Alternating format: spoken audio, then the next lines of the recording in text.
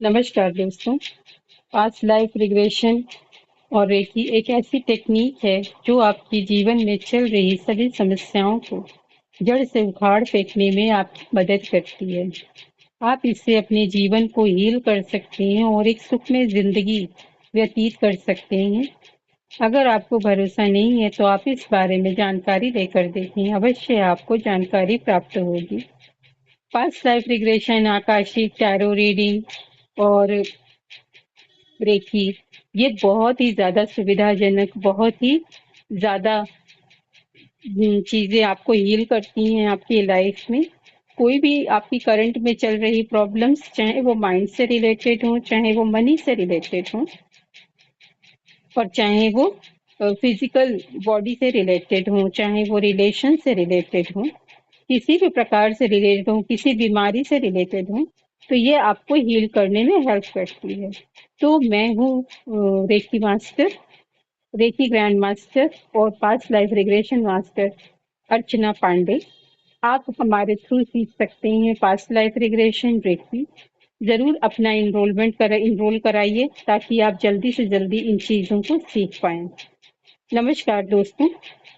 और अब हम बात करेंगे कि ये पास्ट लाइफ रिग्रेशन, ये रेकी कैसे काम करती हैं हमारे जीवन में।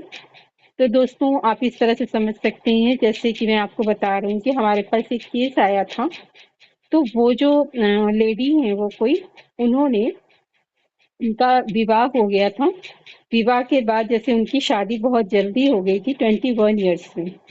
फिर उनका एक बेबी हुआ, और वो बेबी जो उनकी मदर इन लॉ है, उन्होंने उनसे जैसे छीन सा लिया उनसे। ठीक है, छीन सा लिया। अब आपको लगेगा कि कैसे कोई छीन सकता है किसी का बच्चा किसी से। तो ये दोस्तों, ये ऐसे हो गया कि उनके हस्बैंड और वो दोनों ही 21 ईयर्स के थे। नहीं दोस्तों, जो आप गेस कर रहे हैं कि लव मैरिज नहीं थी, अरेंज मैरिज थी। इत्तेफाक से दोनों की सेम एज हो गई और दोनों की शादी हो गई। जस्ट उन्होंने अभी ग्रेजुएशन सेकेंड ईयर और थर्ड ईयर में थे उन्होंने, और उनकी मैरिज हो गई। अब जैसे फर्स्ट पहले ही साल में बेबी हो गया, बेटा हुआ। तो जो उनकी मदर इन लॉ है, उनके दो बेटे, उनके पति बड़े थे और एक उनका छोटा बेटा। दो बेटे थे और कोई बेटी और कोई नहीं था, बस मतलब इनका एक देवर था बस। जो जिस लेडी की हम बात कर रहे हैं, तो इनका नाम था सीमा। जो सीमा थी, इनके पास एक देवर थे, कोई नंद और कोई जेठ नहीं थे। तो इनका जब बेबी हुआ तो उसे छीन सा लिया गया, है ना। इसके पहले की बात है कि जैसे कि इनके साथ कुछ और भी घटनाएं हुई। तो उसमें इनकी सास थोड़ी सी नाराज होके इनके कैरेक्टर पे थोड़ा सा उन्होंने कुछ बोल दिया था। तो हमें पता है कि हमें ये चीजें नहीं पसंद आएंगी, कोई हमारे कैरेक्टर पर बोले दोस्तों। तो उससे क्या हुआ कि ये थोड़ी नाराज तो हो गई थी, पर इनसे ज्यादा इनकी सास नाराज हो गई थी कि उन्होंने आंसर कर दिया था कि आप इसमें ना बोलिए मुझे, क्योंकि मैंने ऐसा कोई काम नहीं किया है। आप मेरे कैरेक्टर पे कुछ ना बोलिए, है ना। तो उसके बाद जैसे मान लीजिए कि अब जैसे अगर वो खाना, उनके ससुर जी जैसे आके उनसे बात कर रहे हैं, तो अब ये थोड़ा सास को समझाना चाहिए ना कि बहू है तो आप इतना क्लोज मत जाइए। अगर आपका वो कल्चर है, तो अगर आप उस कल्चर से बिलोंग करते हैं तो अपने कल्चर के अकॉर्डिंग जिसको जो कहना है उसको वो कहिए। अब हम क्या करते हैं कि हम अपने पति को नहीं बोल सकते तो हम बहू को बोल देते हैं, ये गलत हो जाता है। बहू की गलती नहीं है वहां पर। आप अपने हस्बैंड को बोलिए, अगर आप बोल सकते हैं। अगर आप अपने हस्बैंड को नहीं बोलते, बोल सकते। अगर आप डांट खा जाएंगे तो आप अपनी बहू को मत बोलिए, क्योंकि उसकी गलती नहीं है। हाँ, आप अगर आप नहीं बोल सकते तो आप धीमे स्वर में भी बोल सकते हैं कि मत जाइए उसके पास, वो बहू है और थोड़ी डिस्टेंस रखनी चाहिए हमें। तो इस तरीके से हम बोल सकते हैं, लेकिन हम ये सब बोलते नहीं हैं। और ये क्या हुआ कि ऐसी चीजें हुई, आगे बढ़ी चीजें। बच्चा छीन लिया। छीन कैसे लिया, कैसे महसूस हो, पहले तो उसको लिया, जैसे तेल लगाना, है ना, अपने ही पास सुलाना। तो एक होता है ना, दादी का प्यार होता है। धीरे धीरे ये लगा कि उस पर अपना वर्चस्व, मतलब ये काम करें। लेकिन वो बच्चा रात में भी अपने ही पास लेके सोती थी। अब एक माँ है तो उसका भी दिल करता होगा ना, थोड़ा सा जब छीनने लगती है थी तो उसकी वाइब्स भी आती हैं, तो वाइब्रेशन से भी आती थी कि बच्चा जैसे छीन सा रहा है हमसे। दूध पीने के लिए भी नहीं मांगा दिया जा रहा है, उसको बॉटल के दूध पिलाए जा रहे हैं, उसको गाय के दूध पिलाया जा रहा है, माँ का दूध पिलाया ही नहीं जा रहा है, जबकि माँ को दूध हो रहा है। तो ऐसी चीजें होने लगी। उसके बाद इनके जो हस्बैंड थे उन्होंने भी यही बात कही कि जो मेरी माँ है वो ज्यादा ध्यान रख पाएंगी बेटे का तुम्हारी अपेक्षा, क्योंकि वो कम उम्र थी, पति की भी कम उम्र थी, शायद उन माँ ने उनको समझाया हो। ये बात सामने निकल के नहीं आई कि उन्होंने ऐसी बात क्यों बोली।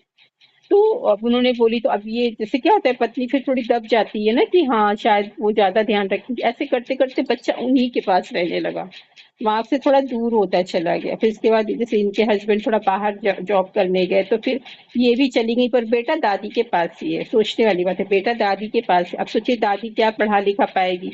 ये भी गुस्से के मारे छोड़ दी कि मैं क्या करूं, बेटा तो मेरे पास है नहीं, मुझे मिला नहीं, और अब मैं पति के साथ भी ना रहूं तो मैं करूं क्या। दोनों से ही गई ना, तो वो अपने पति के पास चली गई, थोड़ा दूर दूसरे शहर में।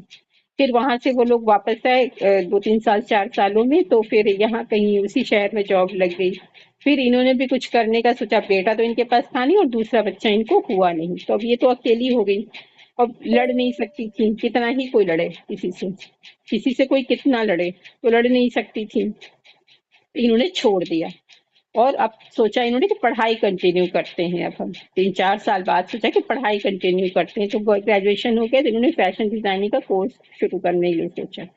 अब सास से भी इनकी बन नहीं रही थी, ऑब्वियस है कि नहीं बनेगी ना, मन थोड़ा उखड़ा उखड़ा सा रहेगा। जब भी हम घर जाएंगे तो बेटा तो जैसे लग रहा है हमें पहचान ही नहीं रहा है मेरे पास।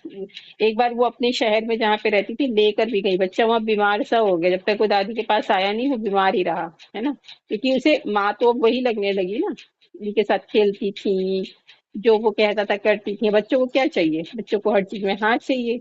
अब पढ़ाने का जहाँ बात है तो दादी क्या पढ़ा पाएंगी, लेकिन अब क्या कर सकती थी, जब मैं फैशन डिजाइनिंग का कोर्स शुरू किया और बाहर कहीं कमरा ले लिया। इनके ससुर जी ने भी सोचा कि चलो सास बहू की बनती नहीं, इतनी पढ़ाई इतनी लड़ाई होती है तो बहू थोड़ा दूर पढ़ेगी तो ठीक है चलेगा। उनकी सास, उनके दो बेटे, उनके पति एक साथ ये कमरा लेके अलग। पति आते जाते थे, रहते नहीं थे पर आते जाते थे कभी कभी, क्योंकि ये क्लास करने भी जाती थी। फिर उन्होंने फैशन डिजाइनिंग का पूरा कोर्स किया जोश से। बेटे को, ठीक है बेटा है लेकिन भूलेगा तो नहीं, कभी कभी लेके भी आती थी, जैसे छुट्टी हुई तो अपने पास लेकर भी आती थी, है ना। अब एक ही बेटा है। उसके बाद जो है इनका कोर्स कंप्लीट हुआ तो इनके देवर की शादी हो गई। इनके देवर की शादी हुई तो उनकी भी एक बेटी हुई। अब घर में दो बच्चे हो गए। अब घर में जब दो बच्चे हो गए तो अब जाहिर है दादी का प्यार थोड़ा बटेगा, अब थोड़ा उनका भी माइंड डाइवर्ट होगा, तो अब इनके बच्चे का ध्यान रखना उन्होंने थोड़ा सा कम कर दिया। अब वो खा रहा है नहीं खा रहा है, थोड़ा सा कम हो गया। फिर इनका ये पूरा हुआ तो इन्होंने सोचा चल दिल्ली चलते हैं, कुछ ट्रेनिंग वगैरह शायद थी, तो दिल्ली चलते हैं, थोड़ा वहां सीखेंगे, अगर देखेंगे तो वहीं सेटल हो जाएंगे, कुछ जॉब वगैरह काम वगैरह करेंगे। और नहीं हो पाएंगे तो फिर अपने ही शहर में आके कोई बुटीक वगैरह कुछ खोलेंगे, कुछ हमारा भी मन लगेगा। अब इधर ये होने लगा कि बच्चे की तरफ दादी का ध्यान थोड़ा कम हुआ, क्योंकि देवर का फिर एक बेटी के बाद एक बेटा हो गया। अब घर में 3 बच्चे हो गए, एक बेटा फिर से हो गया दूसरा देवर का।